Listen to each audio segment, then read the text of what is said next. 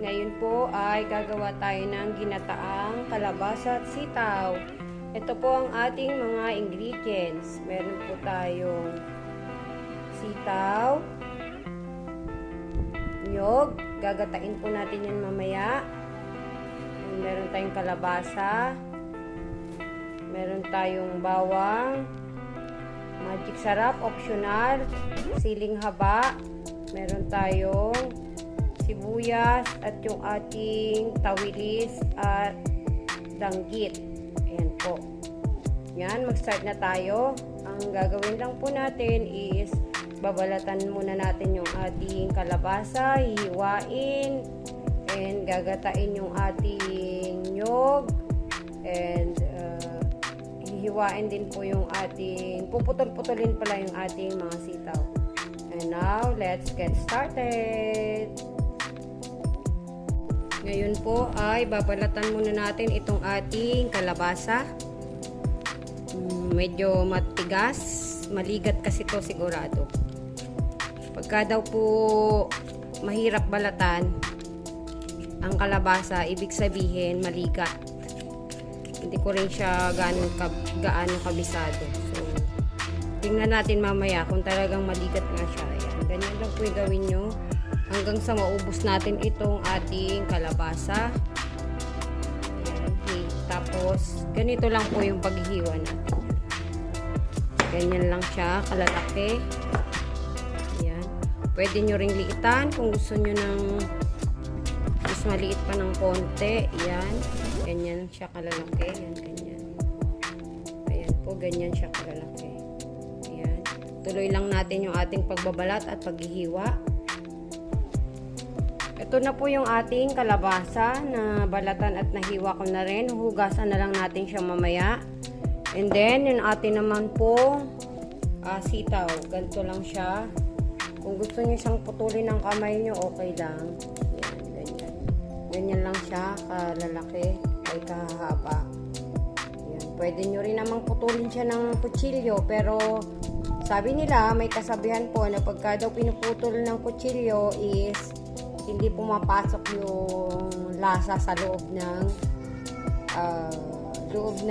sitaw. So, dun tayo sa unang mga pamahiin na or mga kasabihan na putulin natin ang ating mga kamay para mas malasa yung ating gulay. Although hindi po ako naniniwala doon, pero doon na tayo sa kasabihan ng mga matatanda, okay? Ito na po yung ating sitaw. Ayan, naputol-putol ko na siya. Pinutol ko siya ng isa-isa para doon tayo sa mga kasabihan ng matatanda na putulin para pumasok ang lasa sa loob ng sitaw. Huwag kukutsilyuhin. So, ayan po. Yan po yung ginawa natin. And then, huhugasan na po natin itong ating mga gulay at magpipiga na po tayo ng ating gata. Ay ng ating nyog para gagatain na natin. Start na po tayong magluto. Ang aking magiging style po ng aking pagluluto ng ginataang kalabasa ay yung mga sinaunang luto na kagaya ng ginagawa ng aking mga magulang. Hindi na po tayo magigisa-gisa. Napakasimple lang po nito. Ibubuhos lang po natin muna yung ating pangalawang gata. Yung kakang gata nakatabi lang muna. Ayan. Ayan, ilalagay na po natin yung ating bawang. Ayan, napakasimple lang po nito. Ayan yung ating sibuyas. Wala ka nang masyadong gagawin. Tatambok-tambok mo lang yung ating siling haba. Ayan, itong ating mga daing. Ayan, yung ating danggit. Kaya hindi ako naglagay ng asin sa aking ingredients. Kasi baka maalat itong ating mga daing. So, mamaya na tayo mag-a-adjust ng ating lasa. And optional po ito, yung ating magic sarap. Ayan, lagay na rin natin. Aantayin po natin siyang kumulo, saka natin itatambog yung ating mga gulay. Uunahin natin yung ating kalabasa. Dahil mas matigas yun. Pwede nyo siyang halu-haluin. Habang hindi pa kumukulo, pwede rin namang hindi. Sayang tong ating bawang. Lagay na natin lahat.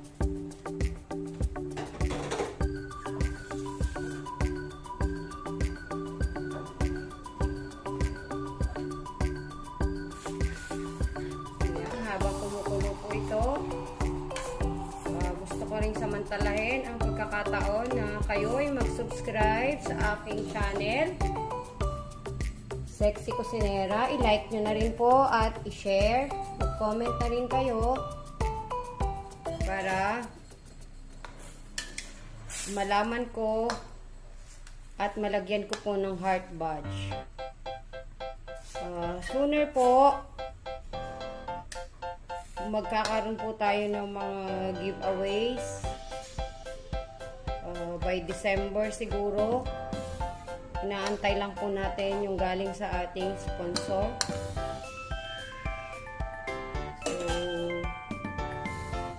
sana maraming makasali para magkaroon ng pagkakataon na manalo ng ating mga prizes. Ayan po, kumukulo na yung ating gata. Ilalagay po natin muna yung ating kalabasa.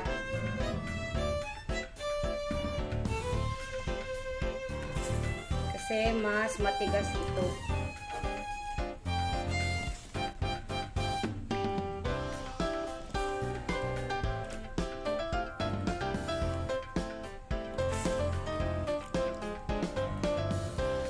Ayan. And naniniwala rin ba kayo sa kasabihan din na pag tinakpan mo yung gata, magbubuo-buo siya. Parang ano ba tawag doon? Magka-curdle. So, pwede po natin siyang takpan ngayon kasi yung pangalawang gata pa lang naman to. Pero pag naglagay po tayo ng ating kakang gata, huwag nyo na siyang tatakpan para hindi na siya mag-curdle. Hindi na magbuo-buo yung ating gata. Yan, pakuluan lang natin muna siya ng saglit. Hahanap lang ako ng panakip.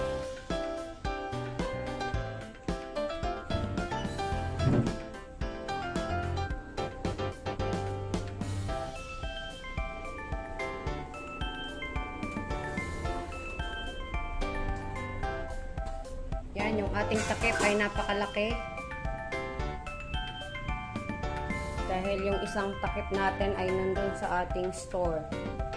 So, takpan muna natin siya about 3 minutes. Then, isusunod na natin yung ating sitaw. Lagay na natin yung ating sitaw.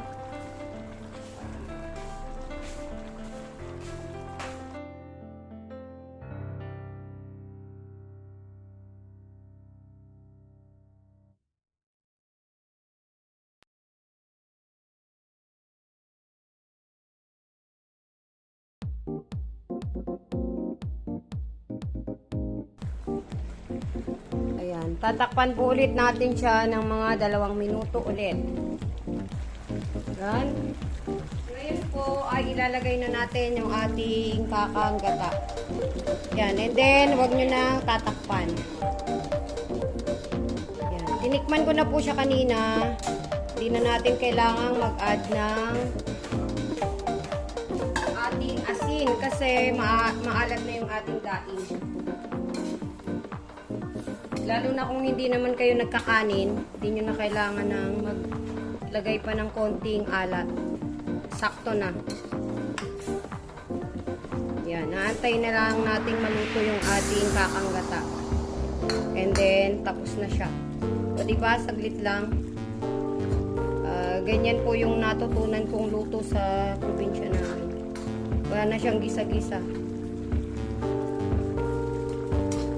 Dire-diretso lang.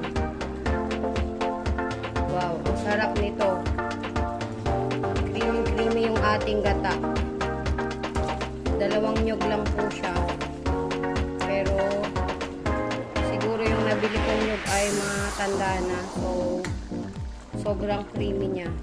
Depende sa inyo kung gusto nyong mas dry pa yung inyong sabaw, okay lang. Mas kontian nyo yung gata. Pero sa akin po okay na to. Para may sabaw-sabaw. O, diba? Papalutuin na lang natin yung ating kalabasa kasi medyo matigas-tigas pang konti.